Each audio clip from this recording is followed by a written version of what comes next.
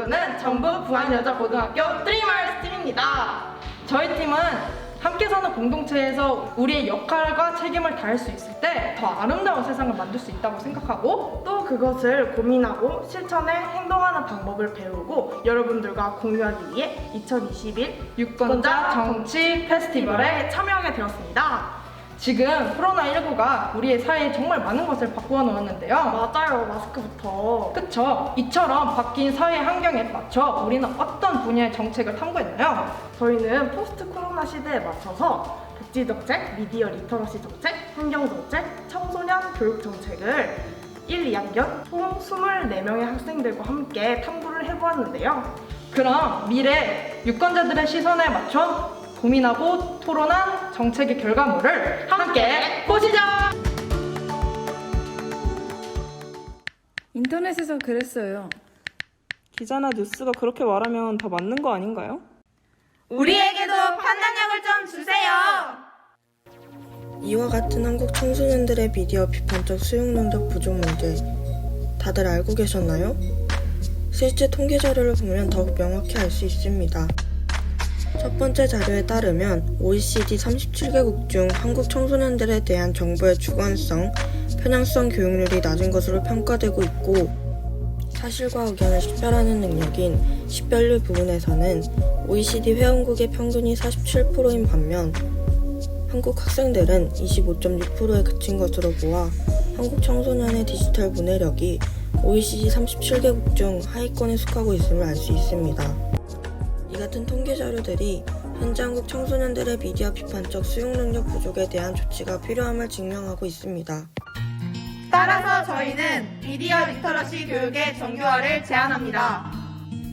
미디어 리터러시는 미디어와 리터러시 합성으로 다양한 매체를 이해할 수 있는 능력이며 다양한 형태의 메시지에 접근하여 이를 분석하고 평가하며 의사소통할 수 있는 능력을 말합니다. 현재 한국에서는 미디어 리터러시라는 개념이 생소한 편입니다. 그만큼 국민들에게 미디어와 관련된 교육이 실행되고 있지 않다는 것을 의미하죠. 이러한 점을 미루어 보아 저희는 한국 학생들의 미디어 리터러시 능력 향상을 위해 다음 3가지를 제시하고자 합니다. 첫 번째, 미디어 비평가 혹은 미디어 관련 전공 교수와 같은 전문가의 교육입니다. 전문가로부터 가짜뉴스 판별법과 같은 팩트체크에 관한 전문적인 지식을 얻고 질의응답 시간을 통해 학생 개개인의 궁금증을 전문가의 답변을 들음으로써 해결할 수 있을 것입니다.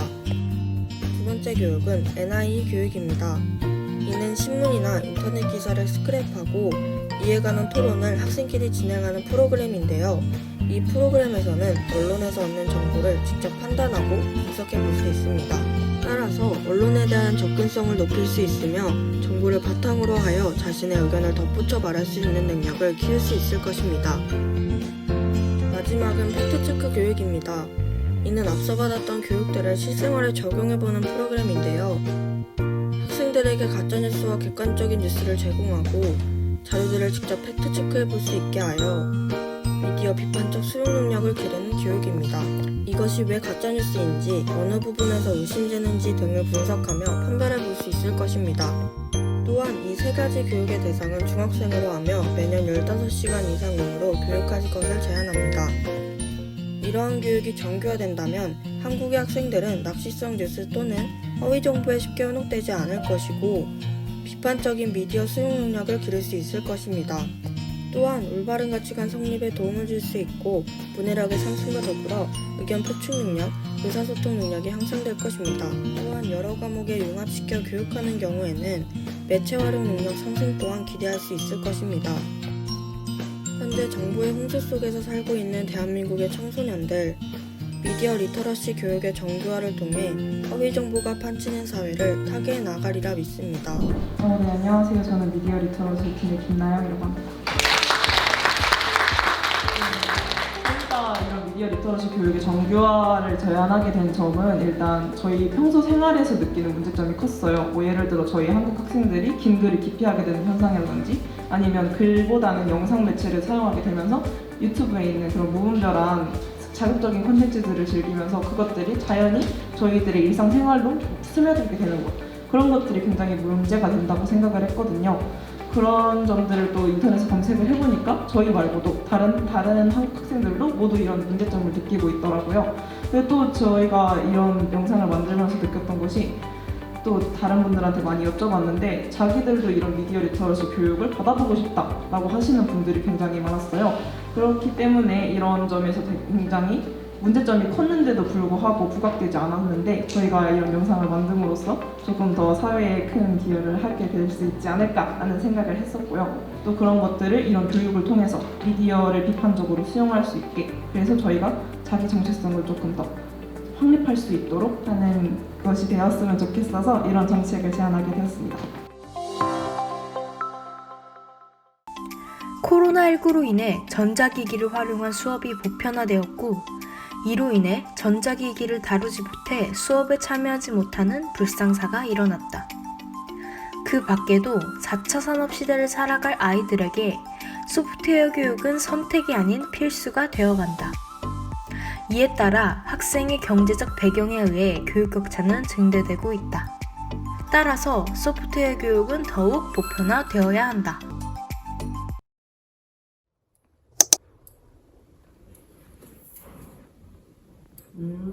이렇게 만들어 볼 수도 있구나. 다른 방법은 없을까? 2x 플러스 1은? 풀어도 어려워. 왜 나 응용을 못하는 거야? 소프트웨어 교육을 실행하기 전 여러분들은 이런 생각이 들지도 모른다. 소프트웨어 교육? 아니 소프트웨어 교육은 좋은데 구체적으로 어떤 교육을 말하는 거지?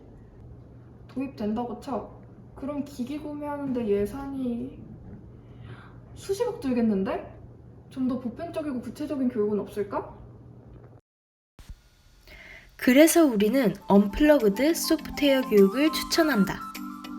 언플러그드 소프트웨어 교육이란 언플러그드, 코드가 뽑힌, 즉 컴퓨터를 사용하지 않는 소프트웨어 교육을 말한다. 컴퓨터를 사용하지 않는 대신에 훨씬 값싼 교구들을 이용해 수업을 하는 것이다. 언플러그드 활동을 통해 학생들은 컴퓨터 과학의 원리나 알고리즘을 학습하여 소프트웨어가 어떤 구조로 이를 이해하는지 알 수 있다. 그럼 이제 언플러그드 소프트웨어 교육의 장점을 살펴보자. 언플러그드 소프트웨어 교육은 크게 두 가지로 나뉘는데 바로 간접적 장점과 직접적 장점이다. 먼저 간접적 장점은 소프트웨어의 접근성을 향상시킬 수 있으며 예산이 적게 들고 기기 부족으로 인한 교육 격차를 해소할 수 있다는 것이다. 직접적 장점으로는 학생들이 자기주도성과 논리적 문제 해결력을 습득할 수 있다는 것이고 학생 참여형 수업으로 높은 수업 성취가 가능하다는 것이다. 그 밖에도 학생들의 호기심 자극으로 창의적 해결력 향상을 기대할 수 있고 인내심과 협업을 통한 상호작용이 가능하다. 사회가 변화하면서 교육도 달라져야 한다. 사회가 아이를 만드는 것이 아닌 아이가 사회를 만드는 교육. 우리는 언플러그드 소프트웨어 교육의 보편화를 주장합니다. 안녕하세요. 저는 청소년 교육 정책팀의 김지민입니다. 저희는 언플러그드 소프트웨어 교육의 보편화를 이렇게 주장하는데요. 제목에서도 알 수 있다시피 저희는 보편화를 강조하면서 이 정책을 만들었습니다. 그렇게 된 계기가 저희는 교육 격차에 초점을 두었는데요. 코로나로 교육 격차가 대두되고 있는 문제 중에 하나잖아요. 그 문제를 해결하면서 4차 산업시대가 도래하니까 그 4차 산업시대에 맞는 직업들도 많이 생겨날 거고 그 직업을 갖게 되는 아이들도 많이 생겨날 거잖아요.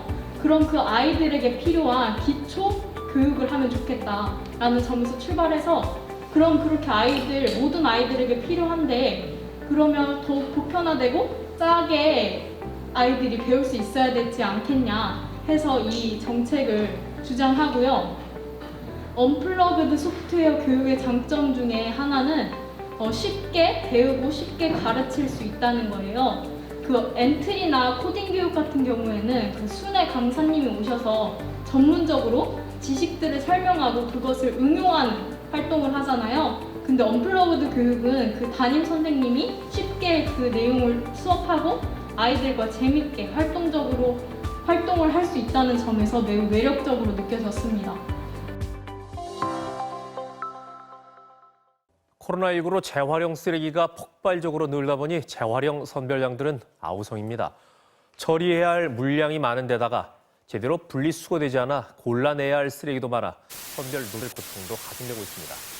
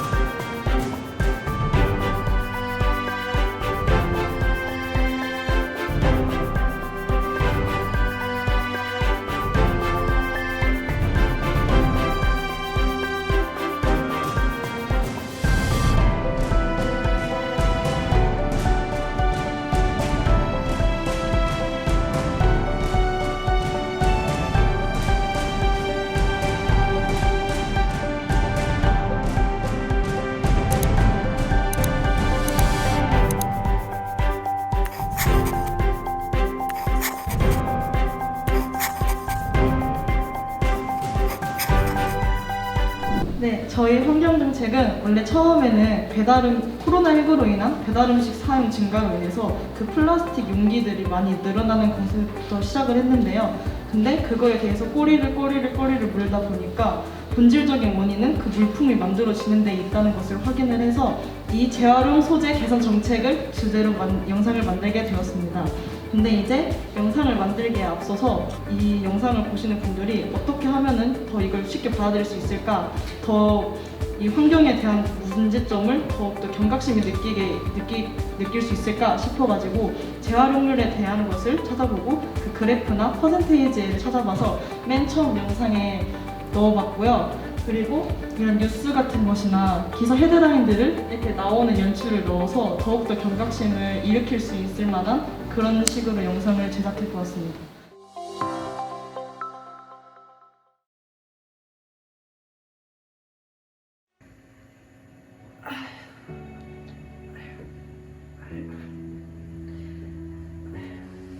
저도 못 내고 언제까지 버틸 수 있으려나. 뉴스나 봐야겠다. 제때 혼자 쓸쓸히 삶을 마감하는 노인들의 고독사는 겨울철인 요즘 더욱 안타까운 일이 아닐 수 없습니다.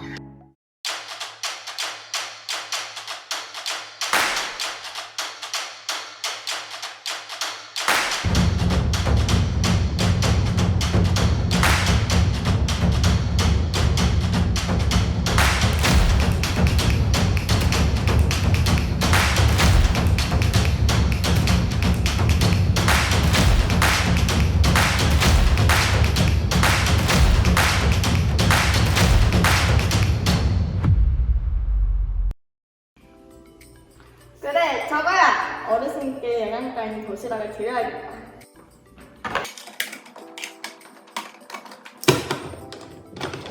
어르신께서 맛있게 드셨으면 좋겠다.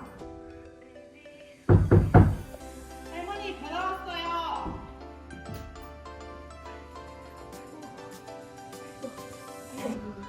할머니 점심을 드셨어? 아유 우리 이거 배달 도시락 먹고 앞에다 갖다 놓으면 돼. 아유 고마워 정말. 할머니 맛있게 드시고 건강 챙기시고. 저희 도시락한 기업에서 나왔어요.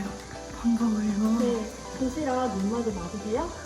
입에 받고 말고. 아니에요. 저희 날씨도 좋은데 사진 한 장 찍을까요? 네. 여기 보시고 김치 해주세요. 하나, 둘, 셋. 김치.